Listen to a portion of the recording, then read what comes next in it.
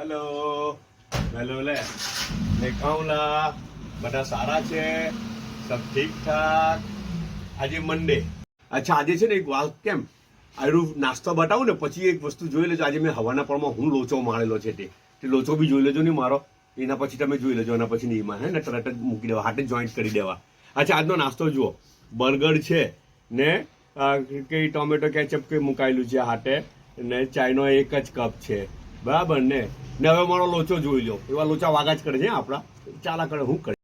સવારે છે ને હું રેડી થઈને નીચે ઉતર્યો ને નીચલા ફ્લોર પર તો યસુફ બી જાગી ગયેલો હતો તો યસુફને ભૂખ લાગેલી હતી તો કિચનમાં અટવાયા કરતો હતો અચ્છા તો મને એમ કે પપ્પા ભૂખ લાગી ગઈ એમ કે તો ફ્રીજ ખોલ્યું તો બર્ગર દેખાયા સામે બરાબર છે ઘરવાળા બધા ઉઠેલા હવે યસુફ એમ કે પપ્પા એને ગરમ કરી દે તો મને ગરમ કરવાનું કે સમજ તો પડે નહીં કેવી રીતના કરવાનું હું કરવાનું હું નહીં તો મેં તો એમ કરીને ગરમ કરવાનું પેન પર મૂકી દીધું એને બરાબર અચ્છા એટલું સોફ્ટી બર્ગર ઉઠું પહેલાં ને તે પછી હું હાલત થઈ ગરમ કરવા પછી તે જુઓ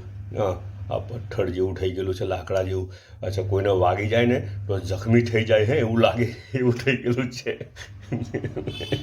તો એટલી વારમાં તો ઘરવાળા ઉઠ્યા ને પછી ઘરવાળાએ કીધું તમને કંઈ સમજ નહીં પડે એમ કે બટર પેપરના હાથે જ મૂકી દેવાનું એને તો એમ કે તો પછી આ બીજું બર્ગર બટર પેપરના હાથે મૂક્યું ગરમ કરવાનું અચ્છા ને